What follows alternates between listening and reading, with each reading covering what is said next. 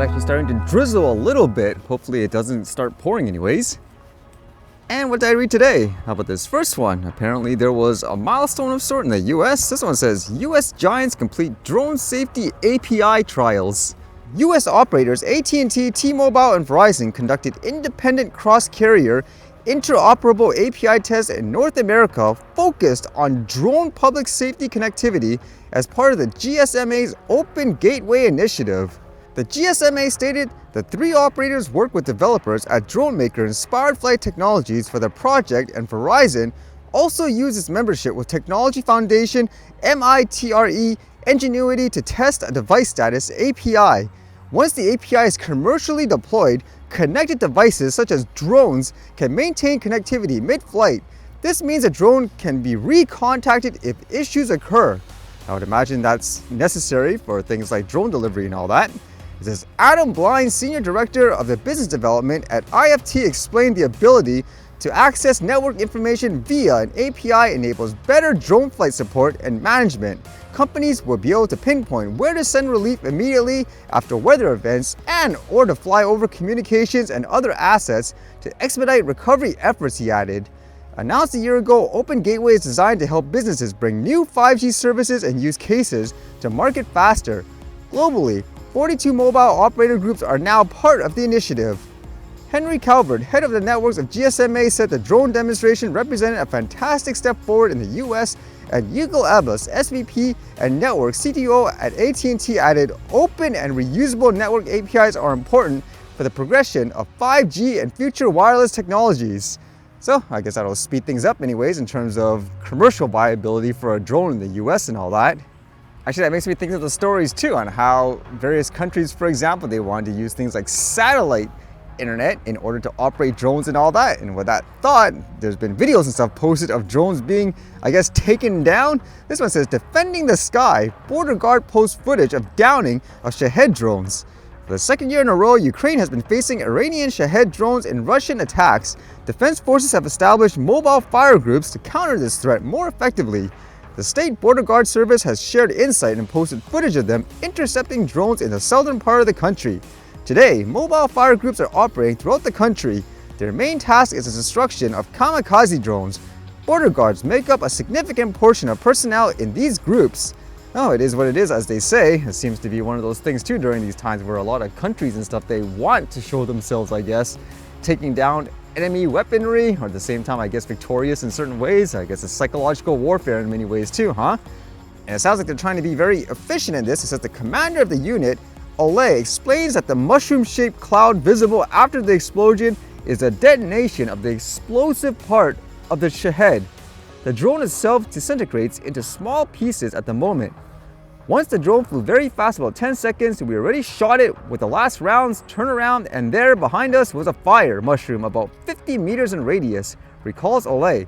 If there are parts of the Shahed that can be studied, they are handed over to the competent authorities. And apparently this was a big deal here. There's going to be a serial killer of sort going on parole, and I guess you'd be wondering how, especially with this story of how many people this person apparently killed. It says here, BC serial killer Robert Pickton eligible for day parole Thursday. Notorious BC pig farmer Robert Pickton, who was charged with killing 26 women and claimed to kill 49, is eligible for day parole Thursday. The Supreme Court of Canada found Pickton guilty of 6 counts of second-degree murder in December 2007 after being arrested in 2002. He was sentenced to life in prison with no chance of parole for 25 years, the longest sentence available for second-degree murder in Canada. Because he was already serving the maximum sentence, first-degree murder charges involving 20 other women were stayed. Pickton is eligible for day parole as of Thursday, February 22nd, and for full parole in 2027. How does that work? Especially if that's the case where the guy, let's just say, admitted to killing all these people and so forth. That's kind of crazy, isn't it? And it says, in December 2023, the RCMP asked the court for permission to dispose of 14,000 pieces of evidence related to the investigation, per Vancouver's Sun. That's even crazier. Wouldn't you want to keep it like as a record, or at least, I don't know, give it to people if they want to investigate it in the future, since it's kind of one of those done deals and you'd learn from history too, I suppose, in many ways? Yeah, it's kind of crazy. I don't see how this works. It's one of those things, again, where you could have all the law enforcement, all the people do all the work to catch a criminal, but at the end of the day, if whatever, like the court says, okay, we think you're okay to leave or something like that, like what's the point overall, huh? Well, let's see what happens here, I guess.